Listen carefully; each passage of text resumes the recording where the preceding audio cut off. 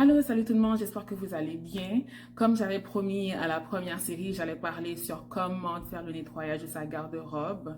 Dans la deuxième série, j'allais toucher le côté plus stylistique. Donc, dans cette première vidéo de la deuxième série, on va parler de comment bien faire le nettoyage de sa garde-robe. Donc, ça va être encore une série de 3 vidéos, je pense, si je ne me trompe pas. Si c'est 2, bon, on verra. Mais ça va être ça pour commencer. Donc, mon nom est Laïka Laguerre et je suis styliste et designer de mode pour la marque Alexandrin. Je vais mettre les liens directement aux commentaires pour voir ce que je fais. Et on va rentrer directement dans le vif du sujet. Comment faire un bon nettoyage de sa garde-robe? Premièrement, il faut que tous les vêtements soient lavés. Il faut que tous les vêtements soient disponibles dans sa garde-robe pour être capable de faire un bon nettoyage. Tout est là, premièrement. En deuxième lieu, il faut avoir des sacs. Trouver des sacs, trouver des supports de rangement, avoir un visuel vraiment comment on va faire ce rangement de cette garde-robe-là, comment on veut que cette garde-robe soit dans sa finalité. Je parle de manière esthétique, ça va beaucoup aider. Donc, on a dit, premièrement, avoir tous les vêtements propres dans la garde-robe. Deuxièmement, il faut avoir des sacs parce qu'on va diviser les vêtements. Et troisièmement, il faut avoir un visuel de ce que nous voulons comme finalité au niveau de la garde-robe. Donc, ça va être comment je le fais d'habitude. C'est très simple. Quand vous allez, si vous prenez les services directement avec moi, on va certainement rentrer en profondeur. Mais comme je veux pas que la vidéo soit longue, je vais vraiment rentrer dans la simplicité. En premier lieu, ce que je fais, je regarde tous les vêtements que j'ai et les vêtements selon les occasions. OK? Donc, dans chaque occasion, je vais dans oui, non, peut-être.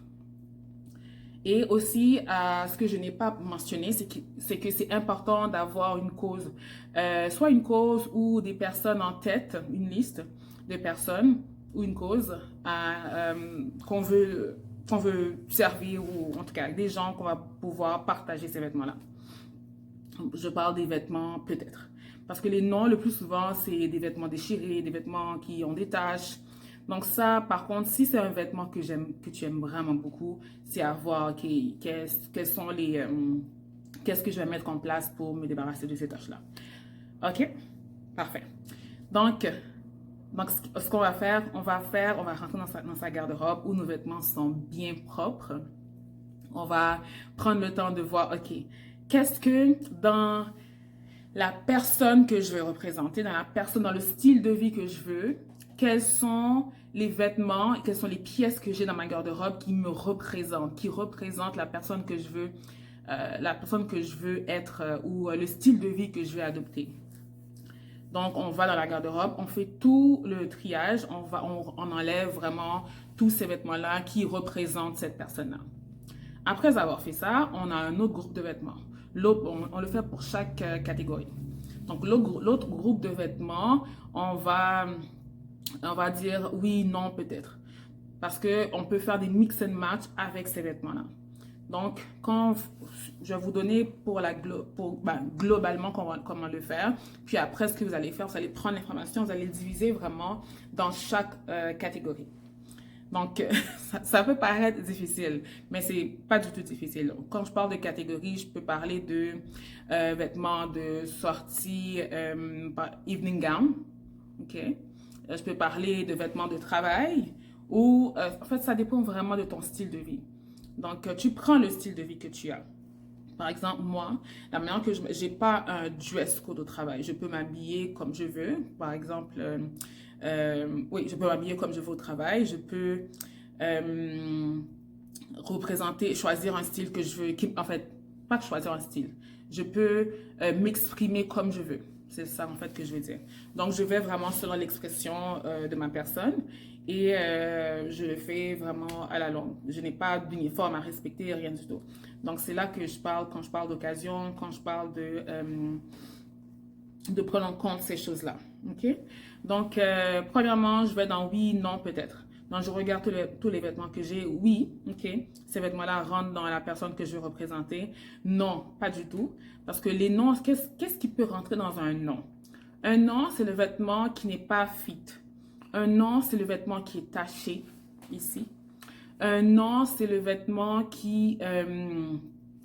en fait, qui ne représentent pas la personne que vous voulez être. Parce qu'il y a beaucoup de vêtements qu'on peut avoir dans notre garde-robe qu'on n'a pas porté depuis 2 ans. Donc, si vous n'avez pas porté ce vêtement-là depuis plus de 2 ans, certainement, vous n'allez pas porter ce vêtement-là, certainement pas dans 2 mois, là. Supposons si je parle d'un vêtement d'été, c'est pas cet été que vous allez porter la robe. Si ça fait comme genre 4-5 étés que vous n'avez pas porté la robe. Donc, obviously. OK? Donc, je sais que je parle vite, mais c'est ça. Donc, vous prenez le temps de vérifier tout ça. Vous prenez le temps de regarder qu'est-ce que le oui est à côté. Le non, je mets de côté. Et le peut-être. Peut-être, peut-être, les vêtements peut-être. Oh my God, je parle trop vite. Les vêtements peut-être, ce sont des vêtements que vous allez soit faire des altérations. OK? Donc, par exemple, cette robe, je l'aime beaucoup. Elle est trop grande, mais je vais pouvoir faire les altérations. Et je suis pas mal sûre que vous avez des vêtements, beaucoup de peut-être, des vêtements de votre garde-robe que vous n'avez pas portés parce qu'il faut refaire les bords de pantalon, parce qu'il faut rétrécir, il faut les reprendre au niveau de la taille, parce qu'il faut faire beaucoup d'ajustements. Donc, c'est pas tout le temps une bonne idée d'aller en boutique pour faire des achats. Le plus souvent, c'est de revoir les vêtements et de faire les ajustements nécessaires. Et avec le temps qu'on vit maintenant, quand on parle de tout ce qui est sustainability, ok, donc j'ai hésité parce que je cherchais un mot en français. C'est le bon moment de revoir tout ça. Donc, c'est important de regarder, de prendre ces vêtements comme un investissement et non vraiment comme, ok, j'ai cette robe-là, puis voilà. Non, non, non. Les vêtements sont des investissements. C'est pour ça qu'il faut savoir dans quoi j'investis. Est-ce que j'investis dans la qualité ou j'investis vraiment dans le Shein, là, qui est à 2 balles, ok? Non, pas 2 balles, j'aime pas cette expression, pardon. C'est Shein qui ne coûte pas cher, on va dire, ok? Donc, c'est ça en fait. Moi, j'ai toujours parlé de qualité que quantité parce que c'est important pour moi que le vêtement soit un vêtement de qualité. Pas juste au niveau du tissu, mais je parle aussi au niveau d'intégrité, au niveau de manière de fonctionner, de la conception et aussi de la logistique. Et en fait, c'est tout ça qui rentre en jeu. Certainement, je ne vais pas demander à une cliente de faire ces recherches-là, mais si par exemple, je dois rencontrer quelqu'un qui me dit j'aimerais faire mes achats à telle boutique. Je ne suis pas la bonne styliste ou la bonne personne pour cette cliente-là parce que je ne prône pas l'achat dans des boutiques qui ne prennent pas en considération l'environnement, qui ne prennent pas en considération de ne pas faire en fait travailler les enfants quoi. Donc c'est tout ça qu'il faut voir quand on fait des achats des vêtements. Si ton t-shirt va te coûter 2 $, c'est avoir pourquoi le t-shirt me coûte 2 $. Et j'aime beaucoup travailler avec les designers d'ici.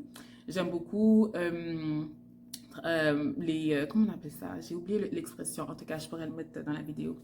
Donc, c'est ça. Donc, j'espère que ça vous a aidé. Si je sais que j'ai parlé pas mal vite, vous pouvez voir la description au niveau... vous pouvez voir les points que j'ai mentionnés dans la description.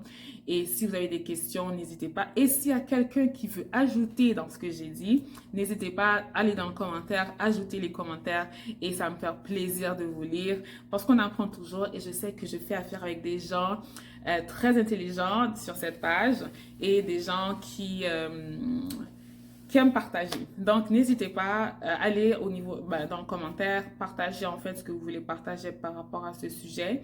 Et si vous voulez, si vous avez des questions, n'hésitez pas à m'envoyer un petit message. Et la prochaine fois, je vais faire des efforts pour parler moins vite. Donc, c'est ça. Je vous dis à très bientôt et j'étais très contente d'être là avec vous aujourd'hui.